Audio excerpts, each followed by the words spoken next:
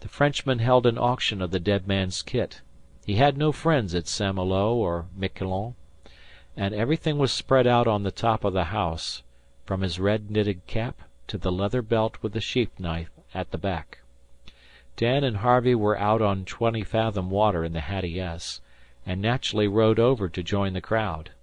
It was a long pull, and they stayed some little time while Dan bought the knife, which had a curious brass handle.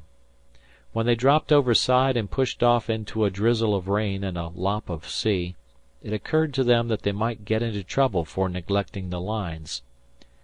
"Guess 'twon't hurt us any to be warmed up," said Dan, shivering under his oilskins, and they rowed on into the heart of a white fog, which, as usual, dropped on them without warning.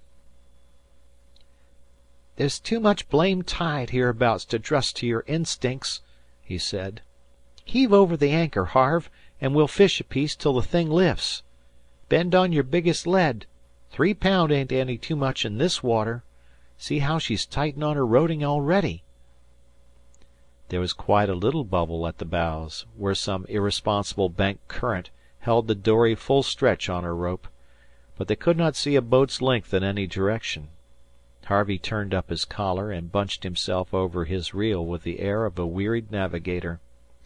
Fog had no special terrors for him now. They fished a while in silence, and found the cod struck on well. Then Dan drew the sheath knife and tested the edge of it on the gunwale. "That's a daisy," said Harvey. "How did you get it so cheap?" "On account of their blame Catholic superstitions," said Dan, jabbing with the bright blade. "They don't fancy takin' iron from off of a dead man, so to speak. See them Arichat Frenchmen step back when I bid?" "But an auction ain't takin' anything off a dead man. It's business." "We know it ain't, but there's no goin' in the teeth o' superstition. That's one of the advantages o' livin' in a progressive country."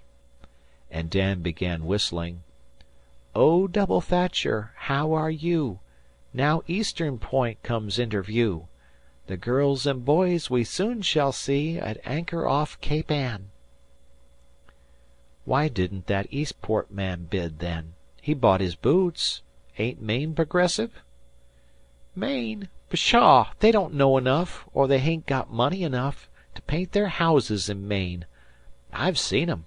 The Eastport man he told me that the knife had been used, so the French captain told him, used up on the French coast last year." "Cut a man? Heave the muckle." Harvey hauled in his fish, rebaited, and threw over. "Killed him. Course, when I heard that I was keener'n ever to get it."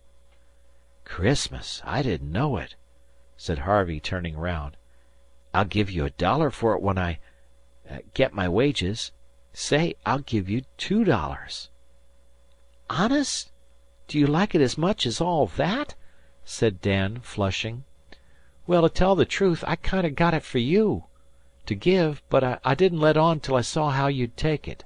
It's yours and welcome, Harve, because we're dory mates, and so on and so forth, and so followin'. Catch a holt." He held it out, belt and all.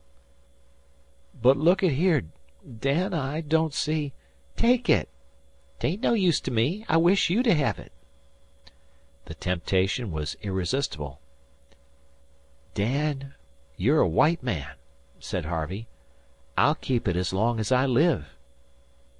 "That's good hearin'," said Dan, with a pleasant laugh, and then, anxious to change the subject, "looks as if your line was fast to something." "Fouled, I guess," said Harve, tugging. Before he pulled up he fastened the belt round him, and with deep delight heard the tip of the sheath click on the thwart. "Consarn the thing!" he cried. "She acts as though she was on Strawberry Bottom. It's all sand here, ain't it?" Dan reached over and gave a judgmatic tweak. "Hollibut'll act that way if he's sulky. That's no Strawberry Bottom. Yank her once or twice. She gives, sure. Guess we better haul up and make certain." They pulled together, making fast at each turn on the cleats, and the hidden weight rose sluggishly. "Prize! Oh, haul!" shouted Dan, but the shout ended in a shrill double shriek of horror, for out of the sea came, The body of the dead Frenchman buried 2 days before. The hook had caught him under the right armpit, and he swayed, erect and horrible, head and shoulders above water. His arms were tied to his side, and he had no face. The boys fell over each other in a heap at the bottom of the dory, and there they lay while the thing bobbed alongside, held on the shortened line. The tide brought him," said Harvey, with quivering lips, as he fumbled at the clasp of the belt. "Oh, Lord! Oh, Harve!" groaned Dan. "Be quick! He's come for it!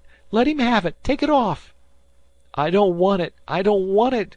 cried Harvey. "I can't find the buckle!" "Quick, Harve! He's on your line!" Harvey sat up to unfasten the belt, facing the head that had no face under its streaming hair. "He's fast still," he whispered to Dan, who slipped out his knife and cut the line, as Harvey flung the belt far overside. The body shot down with a plop, and Dan cautiously rose to his knees, whiter than the fog. "He come for it. He come for it. I've seen a stale one hauled up on a trawl, and I didn't much care, but he come to us special. I wish I hadn't taken the knife. Then he'd have come on your line." "Dunno as that would have made any differ. We're both scared out of 10 years' growth. Oh, Harve, did you see his head?" "Did I? I'll never forget it.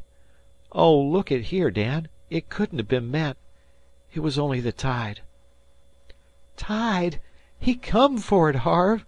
Why, they sunk him 6 mile to southward of the fleet, and we're 2 miles from where she's lyin' now. They told me he was weighted with 1.5 fathoms of chain cable. Wonder what he did with the knife up on the French coast. Something bad. Guess he's bound to take it with him to the judgment, and so what are you doing with the fish?" "Heaving 'em overboard," said Harvey. "What for? We shan't eat 'em."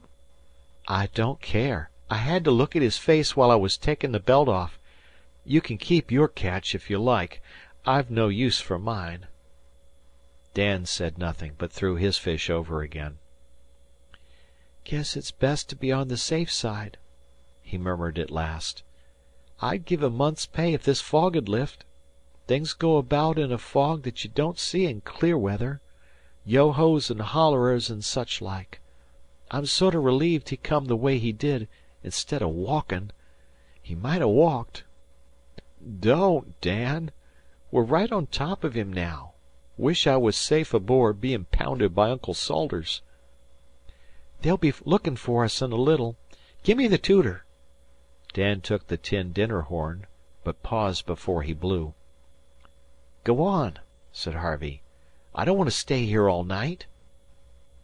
"Question is, how he'd take it. There was a man from down the coast told me once he was in a schooner where there darsn't ever blow a horn to the dories, because the skipper, not the man he was with, but a captain that had run her 5 years before, he'd drownded a boy alongside in a drunk fit, and ever after that boy he'd rowed alongside and shout 'Dory, Dory!' with the rest." "Dory, Dory!" a muffled voice cried through the fog. They cowered again, and the horn dropped from Dan's hand. "Hold on!" cried Harvey. "It's the cook." "Dunno what made me think o' that fool tale either," said Dan. "It's the doctor, sure enough." "Dan! Danny! Oo, Dan! Harve! Harvey! Oo, Harvey!" "We're here!" sung both boys together. They heard oars, but could see nothing till the cook, shining and dripping, rowed into them. "What is happened?" said he. "You will be beaten at home."